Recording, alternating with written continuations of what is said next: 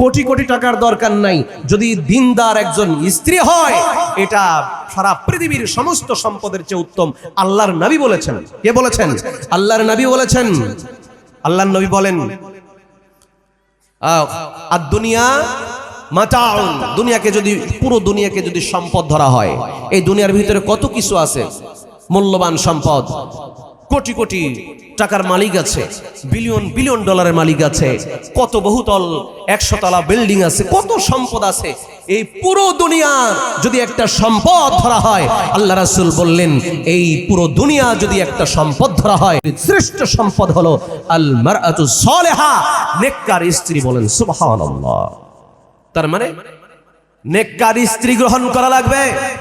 নেককার স্ত্রী ফেসবুকে পাওয়া যায় না, যুবক নেককার স্ত্রী ইউটিউবে পাওয়া যায় না, যুবক নেককার স্ত্রী হোয়াটসঅ্যাপে মেসেঞ্জারে ইমুতে পাওয়া যায় না, যুবক নেককার স্ত্রী প্রেম করে পাওয়া যায় না। যে মেয়েটা তোমার সাথে প্রেমের সম্পর্ক গড়ে তুললো অকস্মিন কালে নেককার হতে পারে না। আজকে আধুনিক কিছু যুবক, আধুনিক কিছু যুবতী আছে, তারা প্রেম করে আবার দুইজন মিলে একটু আল্লাহওয়ালা ভাব দেখায়, ফজরের সময় আবার প্রেমিক প্রেমিকাকে জাগিয়ে দিচ্ছে, বেবি নামাজ পড়ো। আমি শুনছি তো এগুলা কথা, গল্প তাই বলছি। আবার সাহারি করার পরে ওই একজন আরেকজনকে ফোন দিয়ে আবার বলতেছে তুমি কি খাইলা, আমি এই খাইছি, তুমি এই খাইলাম, বাস দুইজন শেয়ার করলো। কি করবো এখন? ফজরের নামাজ পড়বো। মানে ও আধুনিক মুসলমান, আধুনিক যুবক যুবতী, ওর গালে জুতার বাড়ি মারা দরকার। কথা কোন ঠিক কিনা? ও মানে প্রেমের সম্পর্কে ও হালাল বানিয়ে নিয়েছে, হারাম অবৈধ সম্পর্ককে যুবক যুবতী তরুণ তরুণীরা মানে হালাল রূপ দান করতেছে। কত বড় স্পর্ধা!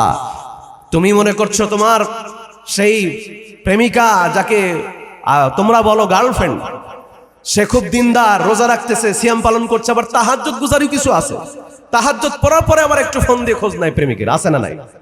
এগুলো হচ্ছে পৃথিবীর সবচেয়ে বড় ভণ্ডামি, এগুলোর চরিত্র নাই। মনে রাখো, মনে রাখবে, এই যদি তোমার সংসারে আসে 2 দিন পরে তোমাকে আর ভালো লাগবে না, দ্বিতীয় আরেকটা পুরুষের দিকে তার বদনজর যাবে। কথা কোন ঠিক কিনা? যেই মেয়েটা বিয়ের আগে কারোর সাথে ফোনে কথা বললো না, মনে করবে সেই মেয়েটা তোমার জন্য কল্যাণ, তোমার জন্য ভবিষ্যৎ জীবনের জন্য উপযোগী একজন সহধর্মিণী। ইব্রাহিম আলাইহিস সালামের স্ত্রী দুইজনই আলহামদুলিল্লাহ।